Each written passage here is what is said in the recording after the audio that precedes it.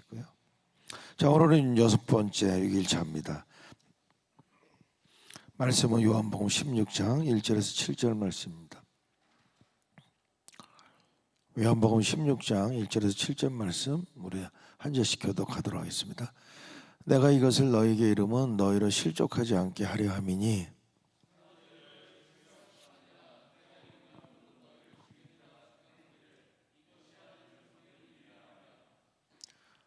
그들이 이런 일을 할 것은 아버지와 나를 알지 못함이라.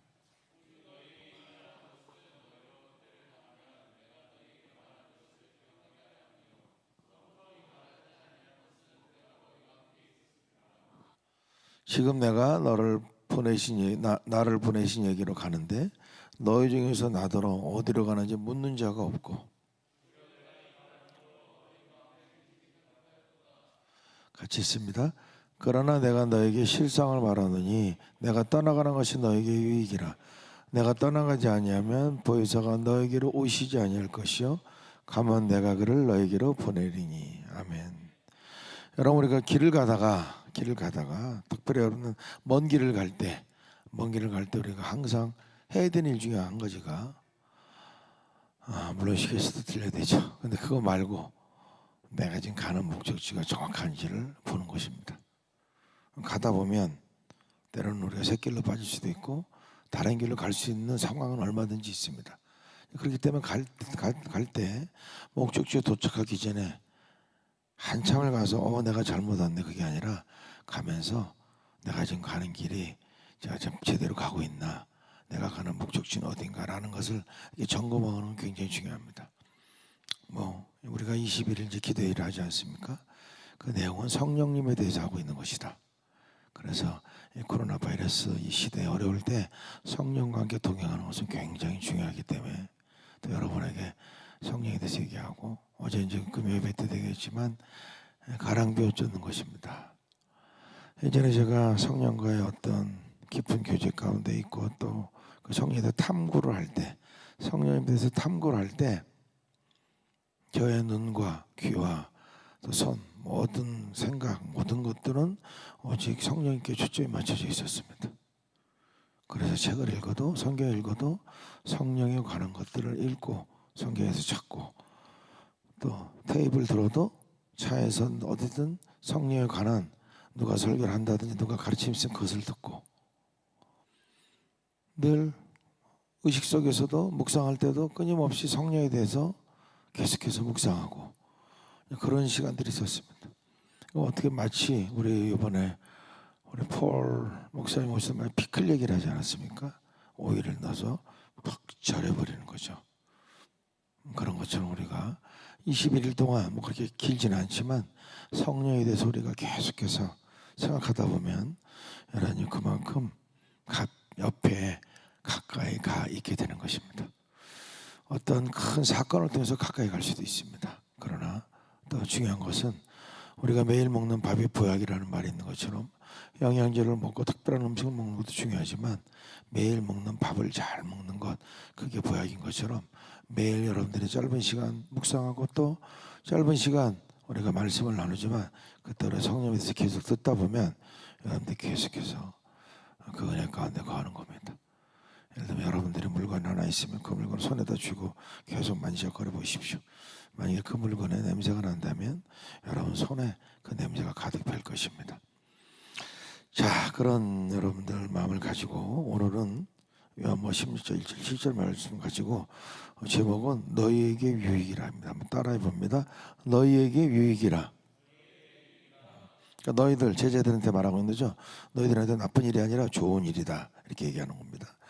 자, 그래서 여러분들 우리가 첫째 날은 성령의 임함 우리가 선교를 할 수 있다. 그러니까 선교 시즌에 금요 예배가 이래서 생겨나게 됐습니다. 생겨난 이유는 여러 가지가 있겠지만 하여튼 여간에 이런 금요 예배가 되었으면 좋겠다 이렇게 생각을 했어요. 그래서 그것이 흘러갔으면 좋겠다. 결국 여러분들 선교는 성령이 아니시면 알 수가 없습니다.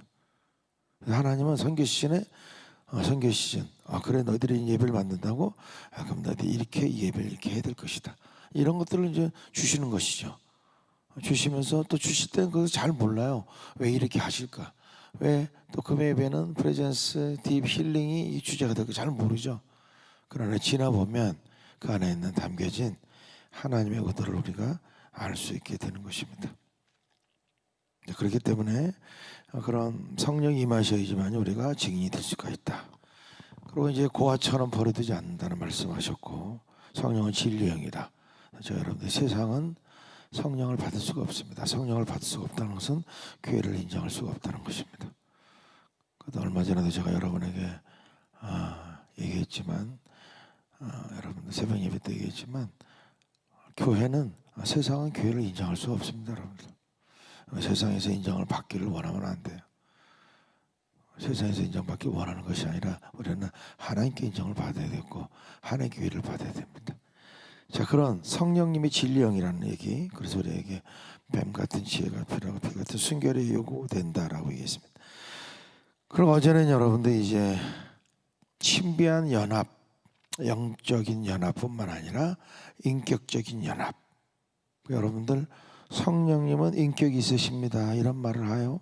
그게 무슨 소리냐면, 우리가 성령님은 인격이니까 한번 우리가 표현할 때 그런 거죠. 하나님이시지만 우리가 교통할 수 있는 그런 것이 있다는 것입니다. 그래서 그렇게 또 대우를 해드려야 돼요. 그래서 그날에는 내가 아버지 안에, 너희가 내 안에, 내가 너희 안에, 아주 신비로운 연합에 대해서 말씀하셨어요. 그 신비로운 연합에 대해서 어떻게 이것이 이루어지냐가 중요한 것이 아니라 내가 그 안에서 있고 또 그것을 느끼면서 살고 있는지가 더 중요한 것입니다. 신비로운 연합을 이룬 이유는 있어요.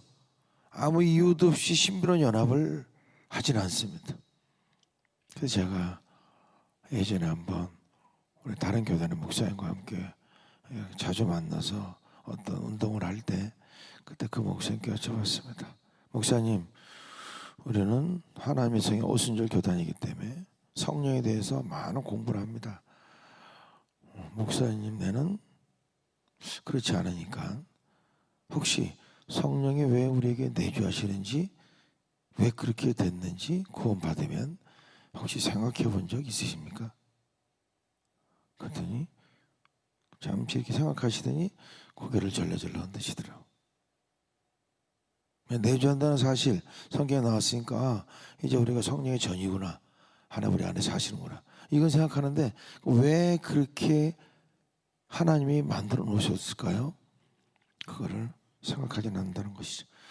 그래서 여러분들이 그리스도 연합이라는 거, 어제도 제가 여러분께 말씀했지만, 너희들이 나를 떠나서는 아무것도 할 수 없다, 어떤 것도 할 수 없다. 우리가 진짜 명심해야 됩니다. 우리는 늘 관계 가운데서 보지 않습니까? 그 가운데서 성령의 지배를 받지 못할 때 쉽게 얘기하면 인간적인 냄새가 풀풀 나는 연약한 우리의 모습을 보게 됩니다. 그것은 믿음이 좋던 목사든 장로든 초신자든 상관없습니다. 성령의 지배를 받지 못할 때 우리는 자기 삶의 지배를 받게 되고 그 지배받은 것들의 모습들이 나타나게 되어 있는 것입니다. 그래서 여러분들, 이 신비로운 연합에 대한 체험적인 신앙이 필요하다라는 것들이 이제 어제까지 저희들이 나눴습니다. 오늘 우리 이제 주목할 말씀은 7절, 내가 떠나가는 것이 유익하다. 그런데 한번 말씀 전체를 한번 띄워봐 주실래요? 한번 잠깐만 설명해 줄게요. 우리 간단하게라도 1절부터. 내가 이것을 너에게 이르면 너희를 실족하지 않게 하라. 실족이라는 건 믿음을 잃어버린다는 겁니다. 그죠? 너희에게, 제자들에게 이것을 말하면 뭡니까? 이제 너희들이 핍박받는다는 것을 얘기하는 거지. 이거 말하는 건 너희들 잘 알고, 그러니까 그 안에서 잘 이겨내야 돼. 믿음 잃어버리면 안 된다. 그렇게 얘기하면서 얘기해 주는 거예요. 사람들이 너희를 출교할 뿐 아니라, 여러분, 출교한다는 게 뭡니까? 유대인 사회에서 쫓아낸다는 겁니다. 회당에도 못 와요. 여러분, 회당이라는 것은, 유대인은 신앙 공동체 아닙니까? 신앙 공동체이기 때문에 그 신앙을 나타내고 그 신앙을 유지할 수 있는 이 회당에서 모이는 것은 굉장히 중요한 거예요. 근데 거기에 못 오게 만든다는 것은 끔찍한 일입니다. 그리고 발언권을 안 줍니다. 마치 우리가 투표를 하면 투표권이 있지 않습니까? 시민으로서. 근데 그걸 안 준다는 겁니다. 그러니까 유대인의 사회에서 너는 우리 사회의 일원이 아니다라는 것입니다. 출교한다는 것. 굉장히 그 사회 안에서 사는 사람들에게는 무서운 일이죠. 그렇게 되고 너희를 죽이는 자 여러 가지 생각합니다. 너희를 죽이는 자가 생각하기 이것이 하나님 섬기는 일이라 생각한다는 겁니다. 예? 여러분 실제로 그랬잖아요. 누가 그랬어요? 사울이 그랬잖아요. 하나님 섬기는 자를 막 잡아 죽이는 것이 자기 하나님 섬기는 거라고 생각했잖아요. 예수님 믿는 자들을. 그 다음에 한번 3절 이런 일은 아버지가 나를 알지 못함이라. 알지 못하기 때문에 사울은 예수를 믿는 사람들이 누군지를 몰랐기 때문에 그래서 하나님을 자기가 섬긴다는 믿음을 가지고 이렇게 했다는 거야. 예수를 모르니까. 자 그러면서 너에게 말한 것은 때가 당하면 너희가 기억나고 함께 있었다는 것을 꼭 알고 그러니까 실족하지 않게 하기 위한 것이다. 5절에 보니까 지금 이제 내가 나를 보낸 시간에 간다. 묻는 자가 없고 도리어 내가 이 말하면 너희 마음에 근심이 가득하도다.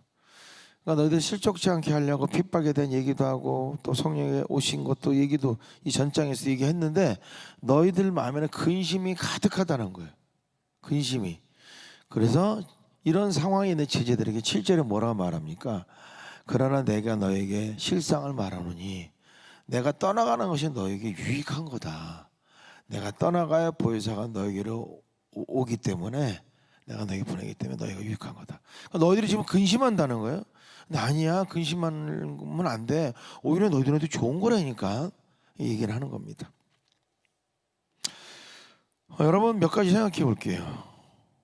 여기 우리 7절 보니까 왜 예수님이 가셔야 성령이 오십니까? 그렇죠? 내가 가야 성령이 오신다 그랬잖아요. 그죠? 왜 예수님이 가야 성령이 오세요? 왜 꼭 그렇게만 해야 되는 거예요? 예를 들면 정확하게 성경에 나오지는 않습니다. 그러나 예수님은 하나님의 계획이신 구속사역을 완성하신 분이시고 성령님은 예수님이 완성하신 구속사역을 세상에 적용시키시는 분이십니다. 또 구원받은 성도들에게 그 예수님이 하신 이 사역에 다 이루었다 하신 인자가 이 땅에 온 것은 생명을 얻고 풍성에 누리게 하려는 그것들을 적용시켜 주시는 분이 성령님이십니다. 그런 의미에서 예수님이 그 완성을 하셨으니까 자 이제 예수님이 가시고 이제는 성령님 차례입니다. 그런 의미로 해석할 수도 있겠죠. 그러나 명확한 이유는 안 나옵니다. 왜 가셔야 오실까? 성경에 나오진 않습니다. 자 그러면 또 왜 성령님이 가시는 것이 유익할까? 예수님이 이 땅에 있는데 지금 우리 라프로서 우리 주로서 있는데 선생인데 예수님이 뭔가 이렇게 로마 정권에 쌓아갖고 좀 이렇게 하고 좀 우리를 해방시켜야 되는 건 아닙니까? 이런 정치적인 기대까지 갖고 있는데 왜 예수님 꼭 가셔야 됩니까? 왜 그리고 그게 성령 오신 게 유익합니까? 그럼 똑같은 두 분 다 보혜사 아닙니까? 두 분 다 보혜사예요. 우리를 돕는 분, 변화하시는 분. 근데 왜 여러분들 가는 게 유익합니까? 생각해 본다면 예수님은 육신의 땅 몸으로 이 땅에 오시잖아요. 그렇죠? 인카네이션. 그래서 하나님이신데 근본은 하나님이신데 사람의 모습으로 이 땅에 오셨어요. 그렇기 때문에 예수님은 이 땅에 계실 동안 공생의 기간 동안에 육체의 제한을 받으셨습니다. 갈릴리 지방에 있으면 저기 예루살렘 쪽에 함께 있을 수가 없는 거예요. 또 예루살렘 쪽에 있으면 갈릴리 지방에 그쪽에 있는 일들을 돌아볼 수가 없는 것입니다. 그러나 이제 예수의 영인 성령님은 영이시잖아요. 그분은 무소부재한 하나님이십니다. 갈릴리에도 있을 수 있고 동시에 예루살렘에도 존재할 수가 있습니다.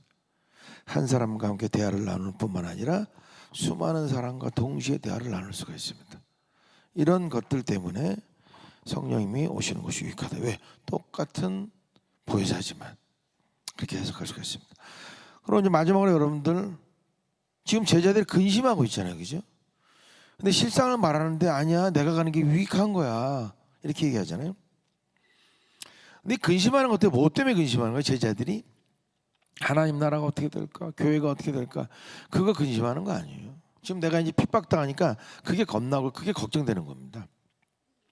그래서 근심을 하는 거예요.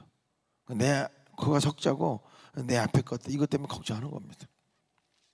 여러분 이게 정확한 진실인지 어쩐지 모르지만 OECD 우리 나라 중에서 한국인이 가장 코로나 바이러스에 대한 걱정이 크다 그러잖아요.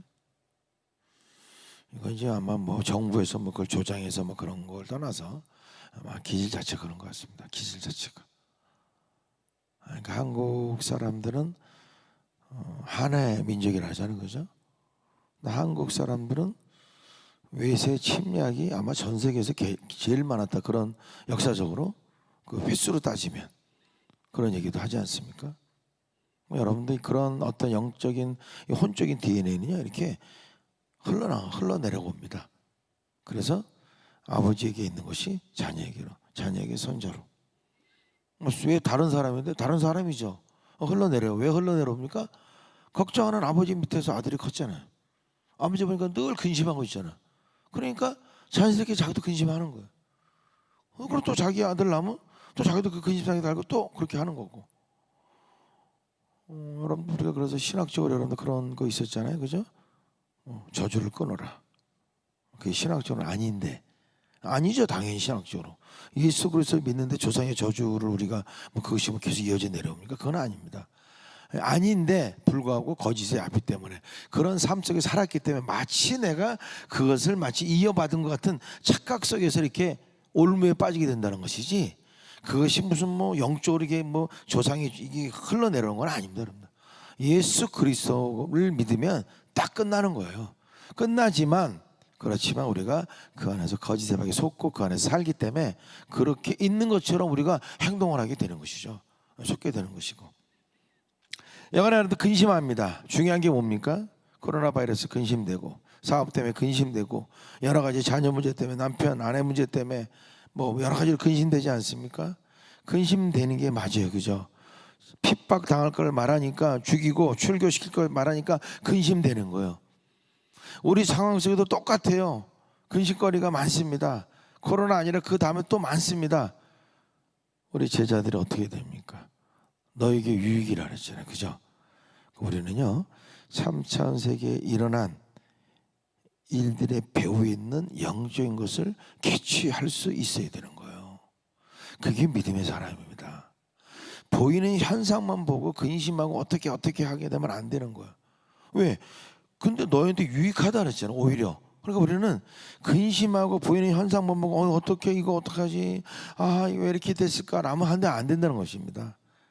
그 영적인 사건을 일으키시고 그것을 우리에게 허용하신 그 뒤에 계신 하나님의 의도, 영적인 의도를 우리는 보고 캐치하고 할 수 있어야 되고, 그리고 설령 캐치 못한다 할지라도 뭐가 있어야 되는 거예요? 하나님에 대한 신뢰가 있어야 되는 거예요. 그럼 우리가 근심으로부터 떠나갈 수가 있습니다. 근심은 마음이 갈라지는 거예요. 염려한다는 것은 갈라지는 것입니다. 내가 하나님을 믿는 마음, 아니야 너 걱정되는, 이렇게 그래서 한쪽으로 이렇게 집중 못하고 계속 왔다 갔다 하는 거야. 잘 되겠지? 아니야 안 될 거야. 아니야 잘 되겠지? 아니야 안 될 거야. 계속해서 염려하고 근심하는 겁니다. 오늘 하나님은 저와 여러분에게 뭐라고 말씀하십니까? 제자들에게 하신 말씀 똑같이 말하는 거예요. 너희가 마음에 근심이 가득하구나. 아니야. 근데 실상은 너에게 유익한 거야. 코로나 바이러스 때문에 너희 염려에 근심이 가득하지? 아니야. 너희들에게 실상은 유익한 거야. 사업에 문제가 생겨서 또 가정에 문제가 생겨서 너희들 지금 되게 힘들어하지? 아니야. 실상은 너에게 유익한 거야. 왜? 하나님은 하나님을 사랑하는 모든 자에게 가장 좋은 것으로 허락해 주신 것이 하나님이십니다. 그리고 그런 능력이 충분히 있는 분이세요. 따라서 여러분 마음 가운데 우리 제자들처럼 종류는 다를다 할지라도 여러분 마음 가운데 근심거리가 있다면 오늘 이 시간에 그 근심거리를 쫓아내시기 바랍니다. 그리고 이것이 오히려 영적으로 내게 하나님의 좋은 것을 가져다 주시는구나 라는 믿음이 여러분에게 있기를 바랍니다. 믿는 자가 걸어가야 될 것이고, 여러분의 삶 가운데 이런 것들을 훈련되는 것은 아주 중요한 영적 생활의 키가 되는 것입니다. 기도하겠습니다. 하나님, 제자들은 근심했습니다. 예수님이 핍박받을 것을 말할 때 근심하고 두려워했습니다. 오늘은 토요일, 우리가 뭔가 쉴 수 있는 날입니다. 직장을 바쁘게 다니고 또 사업을 하는 사람도 오늘은 좀 늦잠도 자고 싶고 쉴 수 있는 날입니다.